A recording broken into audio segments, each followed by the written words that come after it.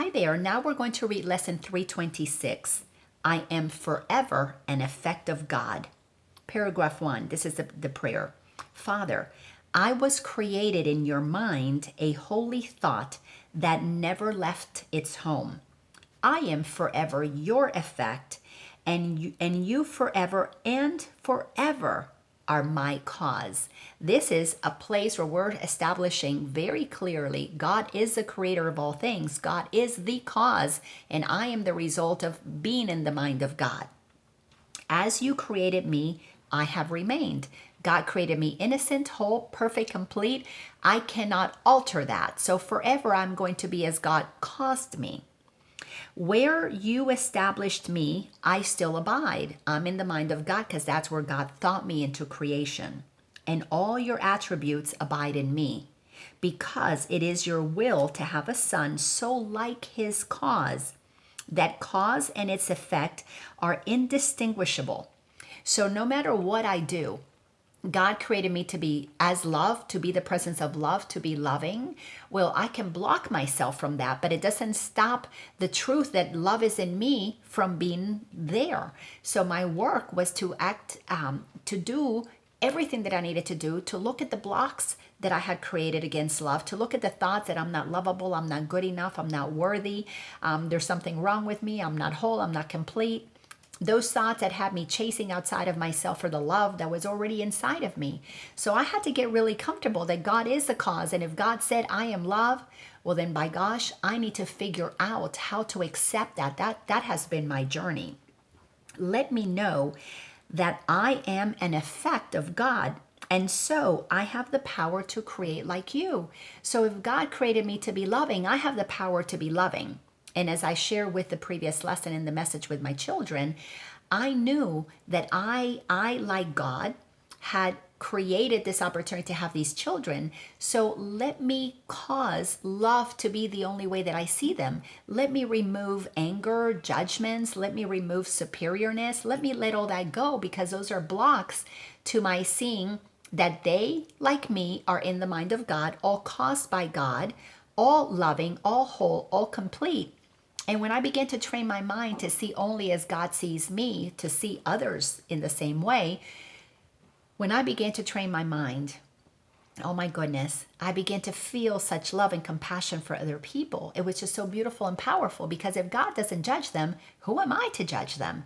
So I had to retrain myself to really let go of thinking I knew better, or that, in my superiorness, I could judge from a place like I really knew everything. Or to deflect and become a victim and feel like, well, I don't have a voice. Nobody wants to hear what I have to say. But I wanted to only say what God wanted to say through me. So I had to find out who God is, what God is. And as the cause of love, and it being only love, then I needed to be that presence that is only love for everybody. So it's been a pretty fun journey to spread the love to everybody, especially the people that I thought didn't deserve my love before. Sentence number 7, still part of the prayer. And as it is in heaven, so on earth. Your plan I follow here. And at the end, I know that you will grant your effects into the tranquil heaven of your love, where earth will vanish and all separate thoughts unite in glory as the Son of God. We're all separate thoughts that one day are going to unite in glory when we all accept that we are the Son of God. Every single one of us is one, part of the same energy. We are one. God has one child, if you will. Every one of us need to understand that we are all equally as loved, as beloved, as wanted, as powerful, as precious, as magnificent as God created each of us to be. Paragraph number 2, let us today behold earth disappear, at first transformed and then forgiven, fade entirely into God's holy will. So the earth that we're going to see disappear is this idea that we are here on a separate planet, separate people operating independently from one another. Some have, some don't have, some are superior, some are inferior. We're letting go of that whole idea that this is earth and we're separate. We're accepting the idea that heaven is where we have always been, and this earth is in heaven. And what we're accepting is that we're not on a separate planet or orbiting.